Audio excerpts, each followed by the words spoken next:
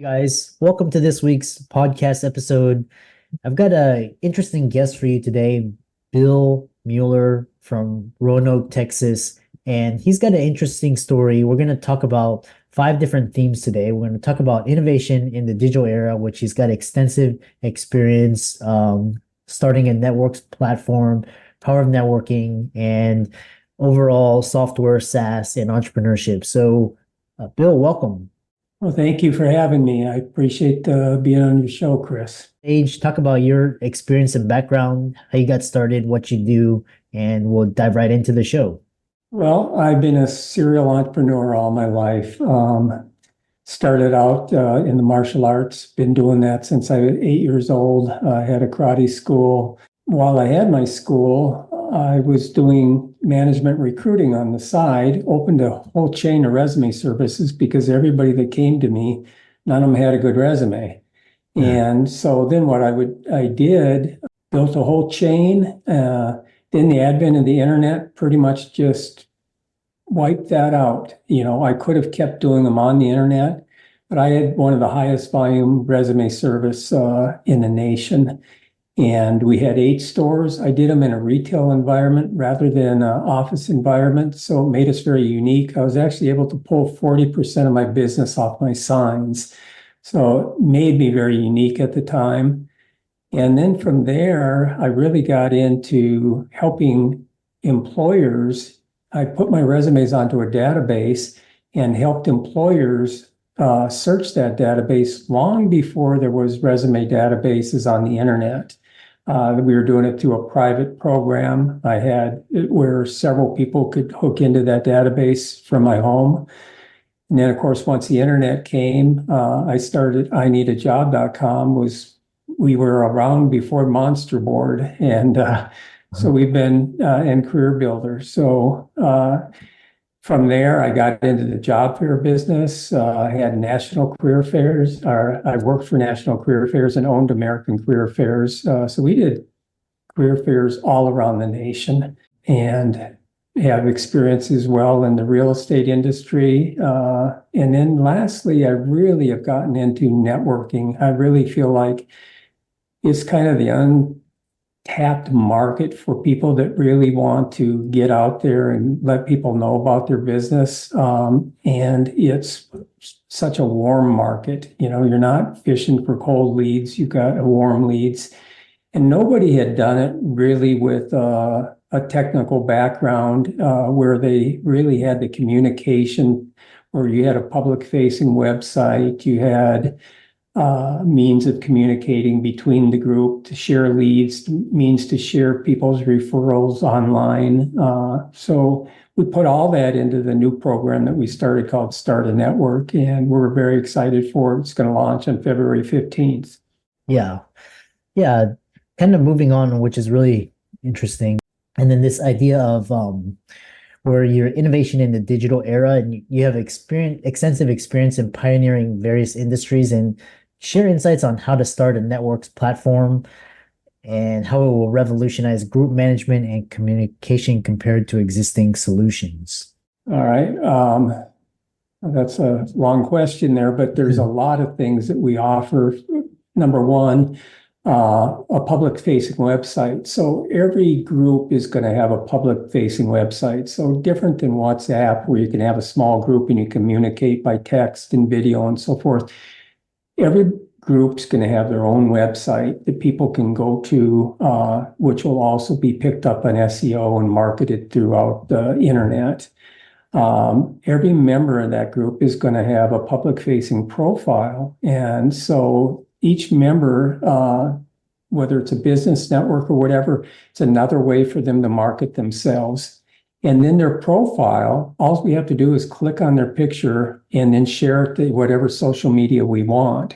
So there's just not a better way of endorsing people, because when we click on it, it's different than going to Facebook and all of them separate. I can do it all from one platform, and it's designed very nicely so people that do use it are going to have a really nice post about them. Which brings me to my next question is the power of networking, and you've emphasized the importance of professional networking groups and sales strategies. And can you elaborate on why you believe every salesperson should be part of such a group, and what unique advantages does initiating a networking group offer to an individual's career business growth? I think, first of all, it's going to put them in a position where they build strong relationships, strong professional relationships, which is really key. Oftentimes more important who you know than what you know, obviously. And the other thing that it does is it puts you in a position that you've got a built-in sales team. I have a professional networking group that I run, and I look at each individual in there as a potential salesperson who will get the word out for me. And at the same time, obviously, I want to do the same for them. It's really building a trust. People buy from people they know, love, and trust. And this is an opportunity to get to really know people, get to really like them, and you're not going to refer them unless you really trust them. So there's a big advantage there. And again, with all the communication apps and so forth that we have with it, it just strengthens that ability to market each other and take it to another level. Yeah, I love that. And you've got quite a lot of experience. Next question I have is you have community and connectivity post COVID, and reflecting on the isolation many experienced during the pandemic. How do you envision starting a network, facilitating rebuilding of community and sense of belonging? And what role do digital platforms play in overcoming crowded loneliness? Good question. One of the main things is after COVID, we know that everything went to Zoom. I'm a big proponent of the digital media, but I think we need that personal touch too. It's nice to shake hands. It's nice to actually meet people. One of the things that I do in my networking group is I really encourage the spouses to be involved. We have social times and we encourage them to bring their spouse too, because oftentimes your spouse is going to buy more from you than the other individuals in the group. We have a lady in there that sells leather purses. Well, how convenient when we bring the spouses in there that the wives are more interested in their products than the men are. But the communication part just brings it to another level. So instead of meeting just once a week, we have the opportunity to stay in community all through the week as well. We're adding a social feed to our networking group as well. So if someone's even a part of 3 different networking groups, they can have a social feed for each one of those where they all funnel into one feed, or they can switch over to just one of the groups they're in, and the social feed will be just for that group. So we really are tailoring this for people that are part-time networkers, or they really believe in networking strongly and they're willing to get out there and get in 2, 3 different groups. Yeah, which really interesting insights. And you have experience as a martial arts pioneer, and what I really love is blending these Eastern kind of philosophies into Western culture and transitioning a bit. You've had a remarkable journey in martial arts. You were one of the early adopters. Talk about that and how the discipline and philosophy of martial arts influenced your approach to business and entrepreneurship. Well, it's funny. I got involved in judo when I was about 8 years old. So and I'm 68 now. So that's 60 years of training. Didn't actually go to Okinawa until I was 18. And being 68, it's actually 50 years from this year since I met my Okinawan instructor.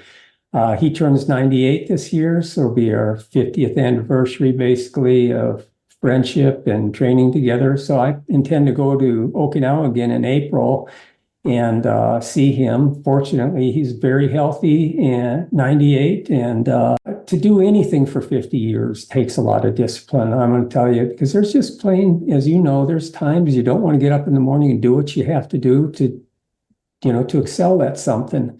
So I've been at it for a long time. My gray hair shows it, but I love it, and I think that the discipline that you get through it. Now, there's a lot of different philosophies, even in martial arts, but the way my teacher taught in Okinawa was he taught you one-on-one. When you go to Japan, which is much more crowded, Okinawa is now a part of Japan, but they teach to the masses and to the groups. Whereas in Okinawa, it's more the boxing gym mentality that one person's working on their forms, teacher comes around individually, another person's sparring, another person's working on what we call the makiwara, another's just conditioning, and he comes around and works with you individually on each one.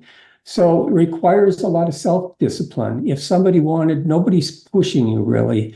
If I wanted to go to class and sit on the windowsill and have a conversation with someone else, it wasn't going to be a big deal. But I knew that if he saw me training hard, that he would spend his time with me. And I think we have to do our work as though we picture someone is watching us.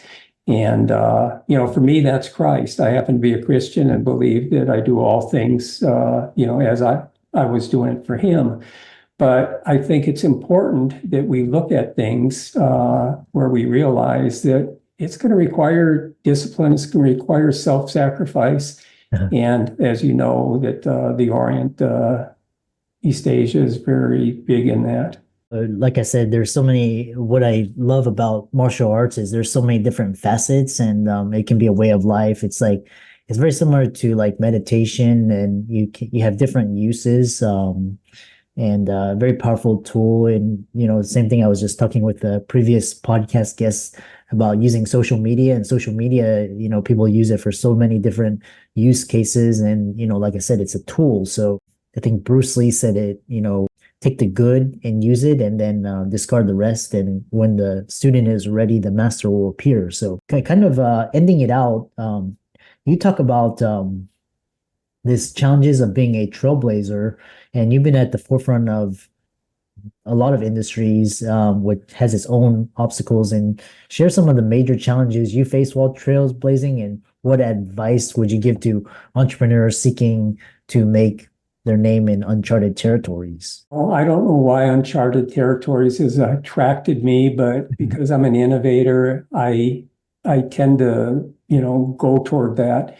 Even the martial arts, Bruce Lee was, one of the few names that anybody really knew of at the time that I got started at, and it's because of the age that I'm at. But so starting schools had its own. There wasn't a lot of name recognition for it. Luckily, everybody bottled everything into karate, whether it was taekwondo or Chinese kung fu or whatever. Everybody knew the word karate. And then when the Karate Kid came out, then they started looking specifically for Okinawan karate. So it made my job a little easier.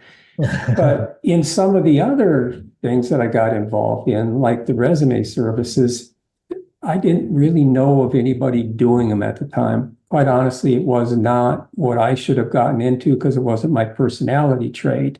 However, I saw a huge need for it. People I was recruiting, people would come in and none of them had a resume that I thought you'd want to present to an employer.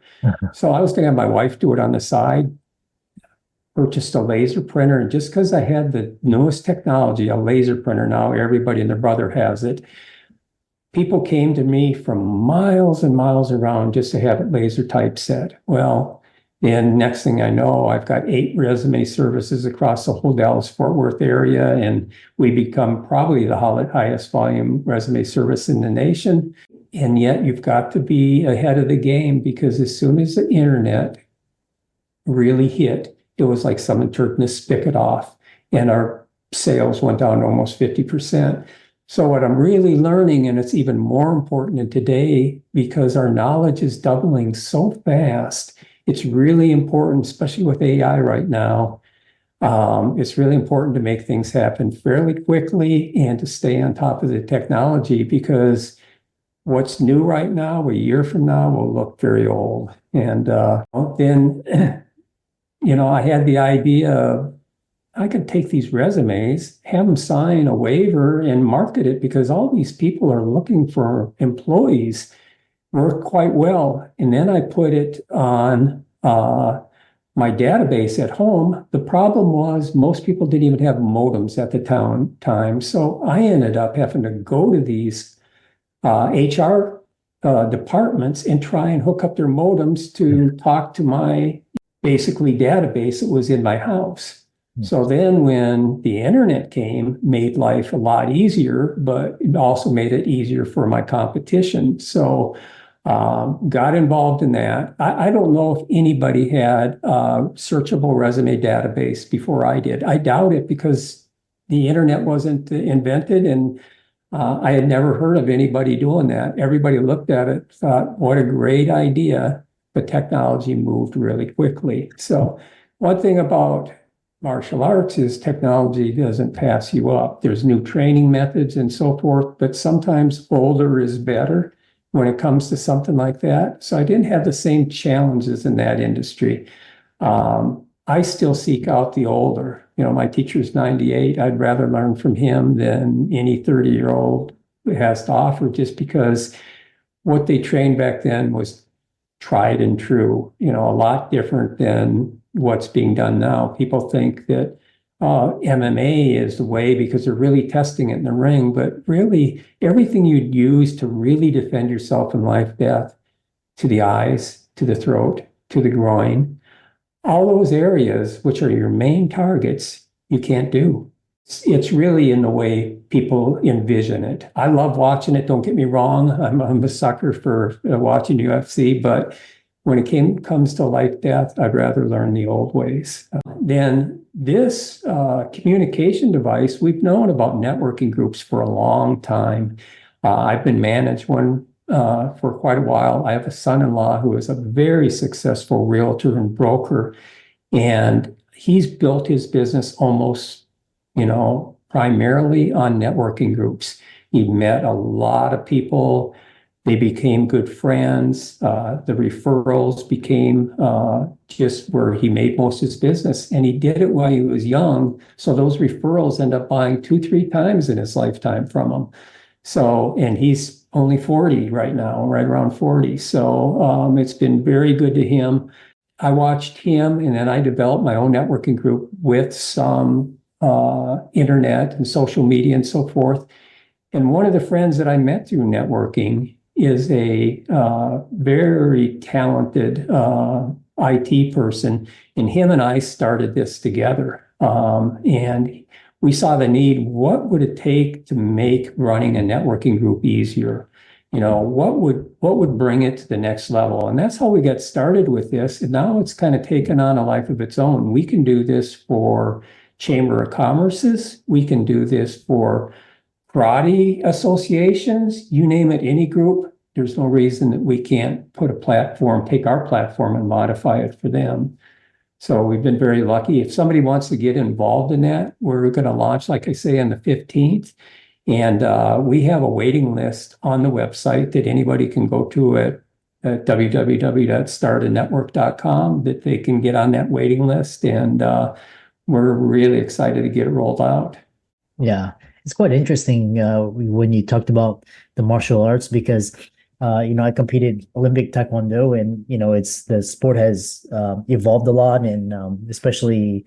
And then what's interesting is like kind of what you were describing. This UFC is kind of this combined, and it's almost like going from checkers to chess, but it's very interesting to see the business world do the same thing and kind of apply those different principles. One thing that's on my mind, talking to you is with technology, because basically technology introduces changes so fast and so drastically and so abrupt, and you have to blend like traditional with innovation. So how do you do that, and how do you reconcile just the old and the new, and just keeping up and staying abreast of everything? Well, luckily, I have the help of my co-founder, because he is just extremely well read, whether it's AI or whatever. We have AI in our program already.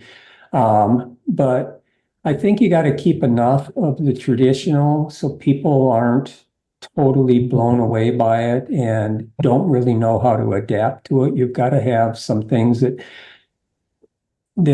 they've seen before and they know how to use. And then you add the new technology slowly, and you have to make it, really easy to use, or you're going to lose people, especially people over 40. And I think it's just really important to stay at the top of your game and use the new technology. But at the same time, people can't keep up with it. It's moving at such a rate right now that only people that are really, how should I say, got their heels trenched in and dug into it are going to be able to stay on top of it. I mean, the changes that we're going to see in the next 5 years are just incredible. So yeah, it's best I can answer that is have someone like I do, a great partner that stays on top of every phase of the game. Yeah, I love talking to people on the cutting edge, such as yourself, so I can keep abreast of the ideas. And when ChatGPT came out, it's a learning curve. You have to learn how to use it and what it can do and its capabilities and integrate it into your workflows. And that takes work to like learn and integrate it. And with smartphones, after about 3 years, they're starting aging, so you have to like upgrade to the new one. And it's so it's always keep a flexible mind. So. Yeah, some of these programs now where you can say, write a picture and it'll draw you a beautiful picture. It's like, I don't know how some of the photo places are going to make it anymore because this AI can draw anything, and make it beautiful. Yeah, there's technology that's going to flourish because of it, and there's technology that's going to fall by the wayside. How can people contact you and follow you and check out your business, etc.? I would love for them to do that. www.startanetwork.com is our business. You're going to see between now and February 15th, they're going to see tremendous changes on it. They can always get in contact with me at bill@startanetwork.com. Would love to talk to them. And those are the two primary ways at this time. Of course, they can always buy the app and they can chat with me on it. Out there, let's thank Bill for coming on. I love talking technology and what it can do. And all of his resources will be in the links and show notes. And with that, thanks so much for coming on to the podcast. Well, thank you. I enjoyed it. I'd love to hear more about you competing in the Taekwondo Olympics. That's